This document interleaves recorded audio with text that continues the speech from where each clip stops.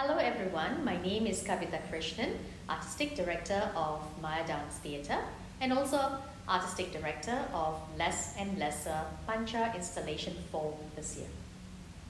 Hi everyone, this is Subastian here. I'm a dance artist in Maya Dance Theatre and I'm also a performer in Pancha-Less and Lesser. Join us as we take you through our special moments in Less and Lesser. Pancha-Less and Lesser is the fourth installation of the Pancha series by Maya Dance Theatre. In Less and Lesser, we hone in to the social issue of understanding the space of seniors. Our seniors who are partaking in this production. We also are working with visual artists in collaboration with flautist, composer Raghavendra to create a music rendition where he takes us on a journey to connect with his late grandmother and his memories that are embedded with a journey. We also have invited a photographer to facilitate an understanding of using the handphones to create images. So we're going to be calling out for the interest. So it's a interest shout out to seniors who are interested to be part of this journey. You will be given an opportunity to basically understand how to use the handphone by a photographer and to take images. And we will be then featuring these images as part of a photographic digital collection in our website. We also will be creating a film, The Dying Flower, in collaboration with filmmaker Mohammad Yazir from Millennium Motion Pictures. And that will also be featured as part of our journey with Less and Lesser. Moving on, we have also created a photographic exhibition. One part of it will be the photos taken by the seniors who have gone through the workshop with us. Two will be the production photographs that will be then put together as a photographic exhibition in a community space. Now, Pancha-4 installation, Less and Lesser, starts in September and ends in February 2022. This is the first time ever when Maya Dance Theatre has taken this journey to elongate our experience with the Pancha series. It has been extremely rewarding for us, insightful and meaningful. We would like to share this space with all of you. So Subastian, it's like when I invited you guys to actually talk about the space of the seniors, what's the first thing that came to your mind? Oh, immediately I had a sense of apprehension, to be frank, because in my daily life, I already don't regularly interact with seniors. And then on a performer level as well, it is my first time working with someone who has not had experience performing before. So there is many layers of apprehension, but when I look back at it, it's also a lot of assumptions that come with it. That I think many people might tag along with seniors as well. I guess if you take a perspective of a dancer, it's a lot about moving around the space. And then immediately you talk about a senior, someone whose agility doesn't necessarily always match with a senior. Oh, so, great. Yeah, that's an assumption, right? So when you started to invite us into the Pancha process, I think these thoughts came to mind, and of course immediately it was challenged when I met Dexter and all the other collaborators as well. Yeah. So when I first started this idea for Pancha-4, talking about the senior space, I was actually challenged by the dramaturg, which is Jeremiah. And he said that, the senior space not necessarily needs to be bleak. Doesn't need to be very limiting, and it doesn't also necessarily needs to be dark to an extent where it's just emoting sadness, right? That got me thinking. It's because that's basically how we are programmed to see a senior's face. And that one session with him completely changed my perspective of what Pancha needs to be. Pancha needs to expound. So it was quite interesting to see when I met Dexter, 80-year-old, comes in with his cowboy shoes and his denim shirt, and he comes in, really very charmingly walks into your space and says, "So, Kavi, what's next?" Right? My entire perspective changed. I do have senior parents with me, right? But my dad is retired and he hasn't been working for more than 20 years. But my mom, she's 75 and she's still continuing. She believes that her space needs still this connection, this sharing and this giving. So then I thought, okay, maybe the Pancha-Less and Lesser doesn't necessarily need to look at a particular group of seniors, but a wider group of seniors who have created an identity for themselves as they gracefully age. Yeah, and I think it's also a lot about recognizing and acknowledging that identity they crafted for themselves. It might be an extension of the past. It might also be something new that they are trying out now. But I think a lot of us forget that they might still be in a process of crafting their identity, and they have that space to do so. I know when you said this, I remembered Shabira when you told her to come for rehearsal, and she said, "Hey guys, one of my bucket lists is actually to learn cycling."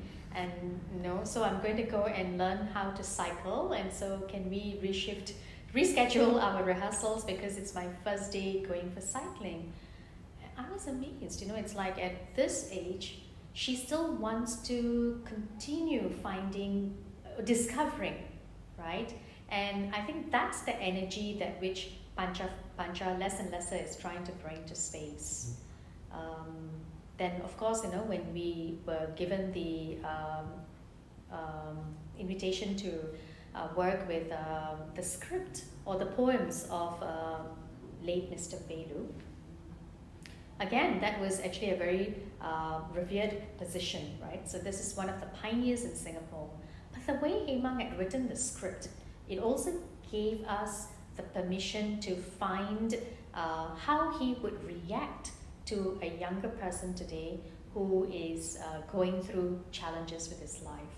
His poems relating to it. You have watched that rehearsals. How did you relate as an observer to that space? Yeah, I think it's what I got out of those rehearsal processes is a lot about leaving behind the legacy. No matter what, all of us go through that process of life. And then when we leave behind something, it can impact someone in ways we never thought about before. Even when I hear snippets of Mr. Velu's poems, like what you mentioned, right? He covers almost every single thing that we talk about in rehearsal. So, as a younger person, finding this gem of knowledge, of wisdom, it's very precious. It's something that I hope more people can appreciate as well. And it's something that's been crafted over many years, and it'd be a shame to let it go to waste like that. Yeah. You brought a very interesting word called appreciate. And I think that's something I take away a lot from this process, is that how they are very warm, and at the same time they give us a due respect. They're seniors, they've got much more experience than us, but they give us a due respect, and they actually humble themselves down to come and discover something interesting, about themselves, about the work, like their generosity has just been rippling goodness in this space. Of course, Auntie Chef bakes for us, right? Never have we had a delicious pancha journey. So, and every rehearsal that she comes in for Less and Lesser, it's something that she brings. And it's her way, I think it's her way of saying thank you for allowing me to be in your space. And I felt that was really beautiful. And even Dexter, if you notice, in the initial stages, he used to come with coffee for himself. And lately, if you notice, there's an extra coffee for somebody. And some snacks as well. Yeah, and some snacks as well. And how he makes the place home by actually asking us to make coffee for him. And that, for me, made me feel like he waits for that break moment, because it's like connecting with you on another level. Yeah, so I've been observing these little things that's been happening in space as well, with the two seniors, and of course taking it to like when we go outside to work, in the early stages when we were processing, when we were getting to know each other, right? We were sort of like familiarizing our space, and we went to the park. Do you remember that rehearsal? Yeah. We were catching butterflies. Yeah. I think it was there was a lot of imagination and play that happened in there, which again challenged our perceptions of how seniors think and what are things that they might try. But so we went to the park. There were exercises like chasing a butterfly together, how we imagine a butterfly. I remember Shabira really went to her teenage years, and it was so active, and she was just like, oh, the butterflies flying here and there. And then we played the imaginary ball game as well. Yes. And Dexter was definitely being his cheeky self, teasing me with the ball and all, yeah. I remember that was thick and thin into the COVID period as well, and so we had to keep our distances when we were doing these activities. And thankfully we found our outdoor basketball court, and we placed each one of you in your own specific spaces with no intermingling and no crossing over, right? And I thought that they would actually ask me many questions to play with the ball. They completely surprised me. It's like the ball that started with, I think, a throw ball became a chapte, and then from a chapte it became a marble. Then from a marble it became a ping pong ball. A balloon, yes, and yeah, that was Dexter, right? He finally released the balloon. He released and found his freedom, right? Yeah, those were the very interesting process moments that I think I hold close to my heart when I talk about less and lesser. Is there any special moment for you? I think for me, it was one of those rehearsals where it was just me and Dexter. We sat down by the window, had our drinks, he had his coffee as usual, and we just talked about our different stages in life. He went through a lot of a very big variety of experiences, and then at that point, I felt like I'm 26 years old, he's 80 years old. He's literally like about 3 times as old as me. What do I have to offer? But Dexter was very open to giving me the time to listen to my experiences. And he's very interested, even though he has his very firm set of values, he's very interested to know even more. What do I think about marriage? What do I think about life? What do I think about relationships? And then that kind of offered me that confidence and that strength to share with someone else what I believe in as well. And I think that kind of intergenerational bond that happened was very special. And it's something that I saw across the other pieces as well.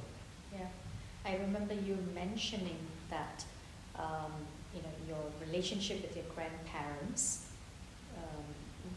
wasn't as extensive as you wanted it to be, and that you initially didn't know how to connect with Dexter. But I think he connected with you not as a grandparent, he connected with you as a friend. And that's the speciality of his relationship banking that he keeps talking to us about. This man is just so interesting. He talks about relationship banking. What do you get out of it? I think I would just say it's a revolutionary concept. He's starting his own revolution, right? In a space in a society where a lot of people are focused on achieving things one after the other without understanding why you need it. It's just accumulating things. Why not accumulate relationships? Because that's what's important to him and important for a lot of us as well. So I think when he shares about his relationship banking and the fact that he's actively advocating for it at this age and actively reaching out to people, meeting up for his one-on-one talks, gathering a whole team of other seniors to work on this together, I think it's very commendable for him. I know, he surprised me one day when after a rehearsal, you remember, he said, okay, today I am $1,000 rich. Yeah. Right? So, where he equated the time he spent with us to a value that he would put into the bank. I felt good. Not because we were just $1,000 rich, but I just felt that somebody was valuing being with us. That time value that he gave to us and the commitment he shows in being in our space. And I've never seen him say no to any of the rehearsals. And both of them come equally so prepared, whether it's their readings or whether it is some things that they have to bring to the space that belongs to them as part of the props, or doing sometimes we forget that they're 80 and 70 and we get them to do a little bit of higher energy activities. They don't say no. And I think that's one thing that I reflect back to realize that my grandparents didn't say no to. And I would say that for me, my mom was very busy. My parents were very busy as I was growing up. So it was my grandmother who looked after me. So she was like a second mother. In many of our cases, the grandparents become our second parents when parents are working. And I felt that connection again through Pancha-Less and Lesser. Yeah. Director, what were the moments that surprised you the most?